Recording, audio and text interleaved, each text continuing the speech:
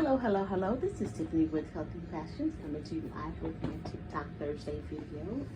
Today is going to be a little bit different. I wanted to kind of bring it to the other side of things. This is not commonly talked about. I think now that it's more prevalent, that it's talked about a little more, but I wanted to kind of touch base. When you think of witch, wizard, warlocks, and things like that, witchcraft, the first thing that comes to your mind is a woman or a female, right? But warning to the ladies, there are very much male witches. They're male witches. They're called themselves either wizards or warlocks, but there are male witches, okay? So some of the ways to recognize a male witch, we're going to talk about five types, okay? So let's get down to the nitty gritty so you won't be caught off guard. All right, so you have the unaware witch, all right? Male witch or warlock or wizard, all right? So we're going to call it just male witch for now. But you have the unaware male witch. Usually they come across in the world as like your really good, smooth, charismatic players, pimps, fuckboys. They usually have a really smooth serpent tongue, good at lies. They usually have lots of addictions. They're really toxic behavior. They deal in life with trauma versus healing, etc. Things like that. So these are your everyday guys that probably in most cases don't even know that they're practicing witchcraft. They do it through the lies they tell, through the situations they create, the illusions they create when they are usually like in relationship with women, okay? So these are very low level witches, and usually they're unaware of the fact that they're practicing witchcraft unknowingly. So they deal with low level demons that they fight. All right, then you have the second kind of witch.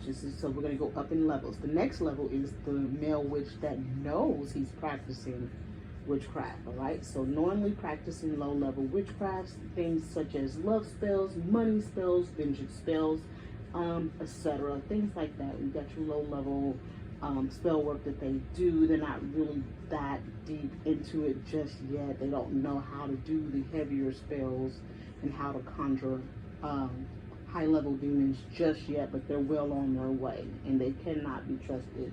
If you're at the first level as a woman, you shouldn't be dealing with that anyway, but a lot of times they're really good at pretending to be good guys.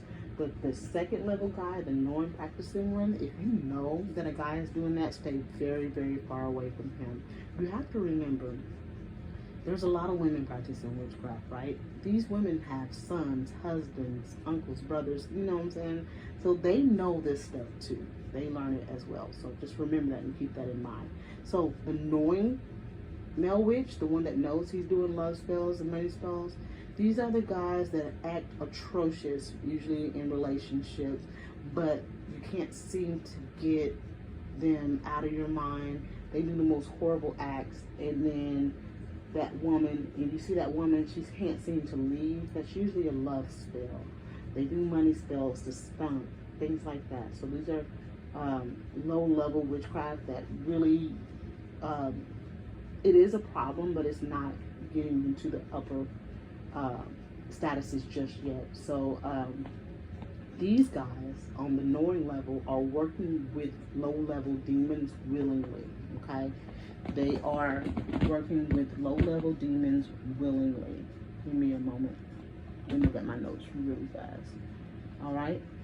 And they have either been introduced to witchcraft by like peers, a girlfriend that was a witch, or, you know, low-level witches, sometimes family members. They kind of introduced them to low-level spell work.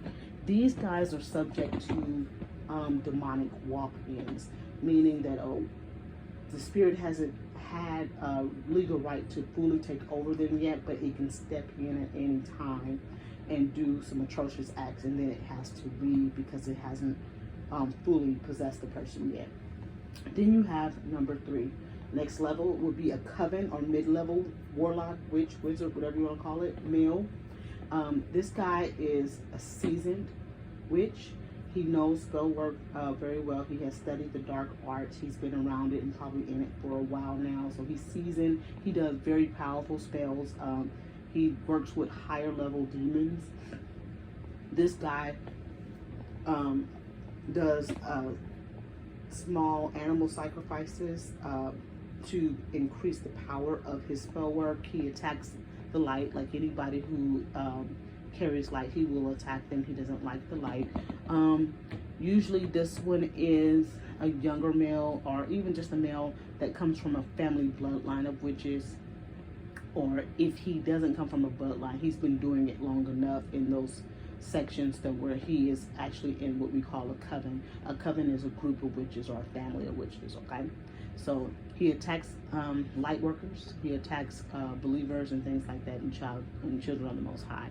He can be partially possessed by a demonic entity or fully possessed. He's gotten to that level. Then you got number 4, the occultist, high-level Satanist witch, okay? This guy, he has status, he has money, he does human and animal sacrifices, so he's on a higher level.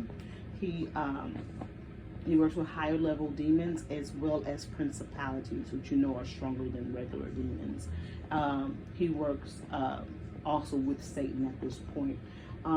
They're usually in a corporate organized attacks.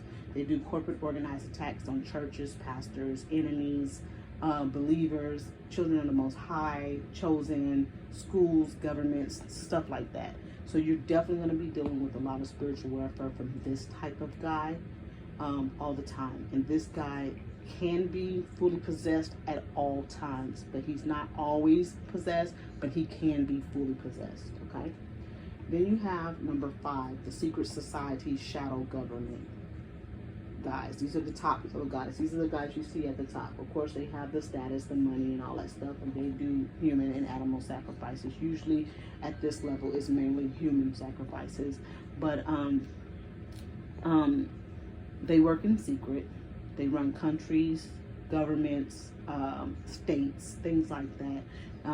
They work directly with Satan. They are crafty, and please never underestimate these guys. If you know that this guy is a part of a secret coven or a cultist group and he's top level, stay clear of him if you must. You can fight them if you are in good standing with the Most High, not in open willful sin. But even that type of believer will have their work cut out with this type of male warlock or witch.